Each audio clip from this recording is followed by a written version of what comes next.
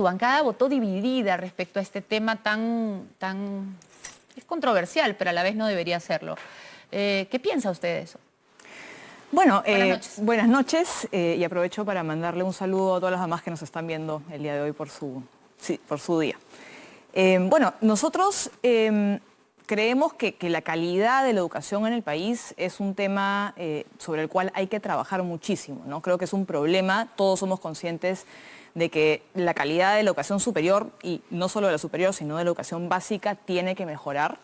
Pero en particular, ¿cuál es su posición? Porque le preguntaba, su bancada está dividida y no me queda claro en cuál de las posiciones está usted. Bueno, yo fui parte del bloque mayoritario, 8 votos, nosotros somos 10, 8 votamos en contra de esta propuesta, porque creemos que lo que está planteando es básicamente volver a una fórmula que no dio los mejores resultados, ¿no? Que es básicamente la Asamblea Nacional de Rectores. Y si bien nosotros hemos sido en algunos puntos bastante críticos del trabajo que viene haciendo SUNEDU, es importante no dar marcha atrás. Nosotros sino más bien reformar las cosas creemos que tenemos que encontrar la manera de solucionar o mejorar algunos puntos de la reforma universitaria sin necesidad de dar marcha atrás.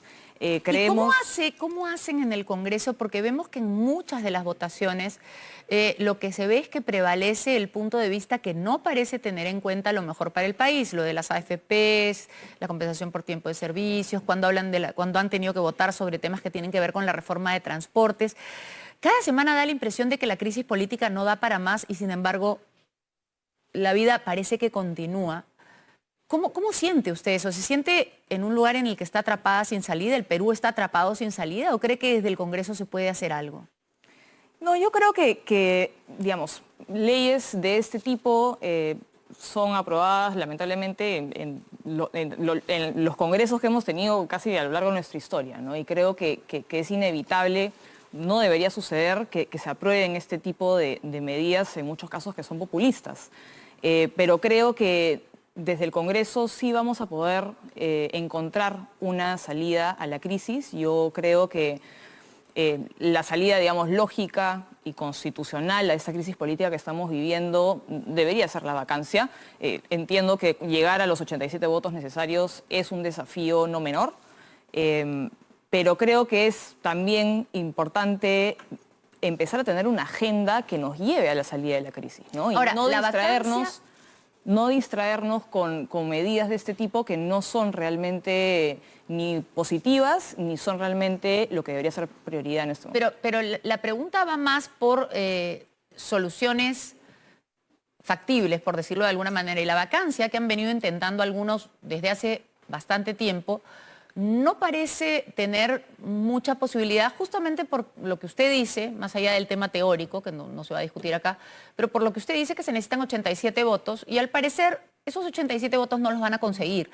Entonces, la pregunta es, por ejemplo, usted vio el reportaje de adelanto de elecciones y ha visto lo reacios que son algunos congresistas a salir ellos, a sacrificar ellos su lugar en pro de una salida. ¿No le parece a usted que el adelanto de elecciones previa reforma política podría ser una salida? Sí, yo ya me he pronunciado respecto a este tema y he señalado que si llegado a cierto punto vemos como única salida de la crisis el adelanto de elecciones, yo no tendría ningún problema en apoyar ese adelanto de elecciones. Pero ¿cuál es ese punto?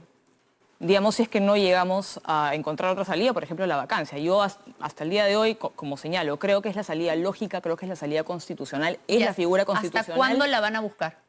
Yo no descarto poder presentar una próxima moción y creo que si bien no tenemos los votos el día de hoy, tampoco descarto que sea una posibilidad tenerlos el día de mañana. Pero ¿cree usted que una moción de vacancia nueva podría conseguir los 87 votos? Ha dicho algo interesante, no descarta presentarla. ¿Ya la tiene pensada? ¿Cuál es la causal exacta? No lo tengo pensado ni preparado. Simplemente, digamos, hablando hacia futuro, hipotéticamente, yo no descarto al 100% la posibilidad de la vacancia aún. Creo que es posible, si bien no tenemos los votos el día de hoy, creo que es una posibilidad tenerlos el día de mañana y creo que esa debería ser la salida natural y lógica a la crisis.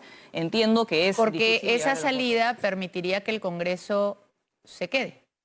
¿Por eso es la salida Porque natural? esa salida es, digamos, la salida Porque para institucional. algunos no es la salida natural. Es la salida institucional y constitucional a la crisis. La figura de la vacancia por incapacidad moral está contemplada justamente para poder salir de crisis como las que estamos viviendo. El adelanto de elecciones implicaría aprobar una reforma constitucional con nombre... ¿Usted está segura que fue pensada para las situaciones en las que estamos? Sí. Porque si la vacancia por incapacidad moral fue pensada para librarnos de presidentes inmorales, no sé si a usted le parece, pero revisando la historia, hubiéramos tenido que vacar a muchísimos presidentes y pensando a futuro, tendríamos que vacar de antemano a varios candidatos. Bueno, es una figura que se ha utilizado antes, ¿no? Se utilizó Pero para no es vacar al extraño presidente que no Martín se pida Vizcarra, hacer- se utilizó para vacar al presidente Alberto Fujimori, digamos, ha sido No, pero utilizada son antes. casos diferentes, ¿no? La vacancia por incapacidad moral que se plantea en función al caso del presidente Castillo se sustenta sobre todo en una inmoralidad que está enmarcada en el tema de la ética. Es decir, es una persona que hay muchos indicios de que no dice la verdad, es una persona que hay muchos indicios de que está vinculada a personajes que podrían estar, porque todavía no terminan los procesos, realizando operaciones o negocios corruptos. Pero se da cuenta que eso se aplica también a varios candidatos y entonces, si no se puede ser presidente porque se tienen todas esas sospechas, la reforma política necesaria tendría que ser que tampoco se puede ser candidato si se tienen esas sospechas. ¿Ustedes han pensado en eso? Bueno, yo personalmente he señalado ya antes que creo que la figura de la incapacidad moral ha existido a lo largo de toda nuestra historia constitucional con el sentido que acabo de argumentar. Yo creo que está pensada para poder salir de una crisis en un caso en el cual un presidente de la República incurre en una falta de conducta tan grave que, digamos, pone en tela de juicio su sostenibilidad en el cargo y su capacidad de seguir al mando del país. Se ha activado esta figura, que es una figura básicamente de control político antes, y creo que es necesario que se mantenga, tal vez con algunas limitaciones, pero yo creo que sí es una figura que debe mantenerse en nuestro marco constitucional. Lo que sí me parece es que, le voy a ser muy franca, da la impresión cuando me dice que están esperando que se den las condiciones, están esperando lograr los 87 votos. Me ha dicho usted, llegado a cierto punto, si es que esto se prueba imposible, da la impresión de que están haciendo todo lo posible por quedarse y que ese llegado a cierto punto no va a llegar nunca. Y lo que tenemos, más allá de ser partidario o no de la vacancia, lo que sí tenemos, y creo que nadie puede negar, es una crisis gravísima de gobernabilidad. Y tenemos una constitución que plantea otras opciones.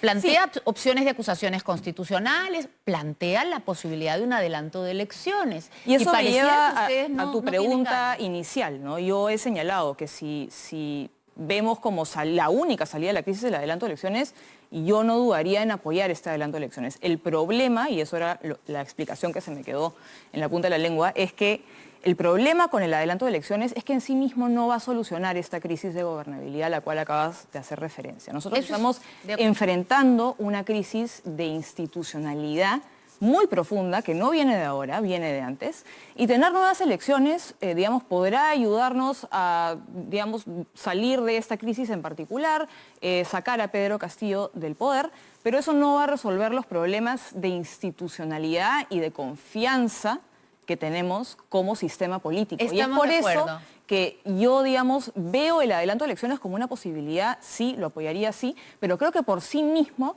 no va a solucionar nada. Si nosotros tenemos elecciones generales el día de mañana, no creo que tengamos resultados radicalmente distintos a los que hemos obtenido, porque básicamente vamos a patear el tablero y volver a repartir las mismas fichas que ya repartimos hace un año. Exactamente. Y entonces, ¿qué tendría que pasar? ¿Qué tienen que hacer ustedes? Porque reconocerá que el Congreso tiene que hacer algo para que no vuelva a pasar lo mismo. Sí, de hecho, si nosotros queremos obtener resultados distintos en unas nuevas elecciones generales, no podemos seguir haciendo lo mismo de siempre, ¿no? Y es por ese motivo que yo he presentado un paquete de reformas políticas que creo que son necesarias, que van, digamos, a la estructura de nuestro sistema político. Es una reforma de fondo que, digamos, no va a, digamos, cuestiones, digamos, tal vez laterales, como... ¿Cuáles son las principales propuestas para que la gente sepa de qué está hablando usted?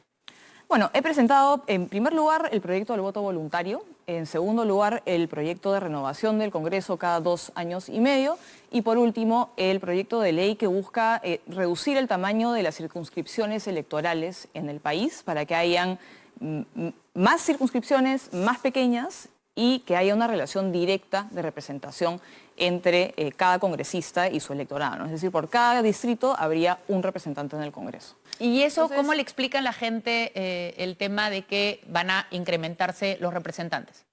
Es que no necesariamente implica un incremento en la cantidad de representantes que tenemos en el Parlamento. De hecho, la propuesta que yo he presentado no contempla un aumento en el número. Le entendí que era uno por cada distrito. Y en este caso es uno por cada distrito, pero básicamente... Pero creando distritos lo que hacemos electorales es específicos. dividir distritos que son muy grandes en varios distritos. Entonces, básicamente mantenemos la misma cantidad de representantes. Por ejemplo, Lima, ¿no? En Lima somos un distrito electoral que tiene más o menos 8 millones de electores y hay 33 representantes por un solo distrito de 8 millones. Entonces, lo que estamos planteando es dividir Lima en 33 circunscripciones más pequeñas, cada una de las cuales elegiría a un representante ante el Congreso. Entonces, con esto generamos una relación directa de representación que no existe el día de hoy. ¿Y cómo maneja el tema de los intereses muy locales? Normalmente en estos sistemas de circunscripciones tan reducidas, lo que hay es luego una Cámara superior, más que superior, una Cámara distinta que lo que hace es velar por los intereses generales, porque si no cada uno está pensando solo en su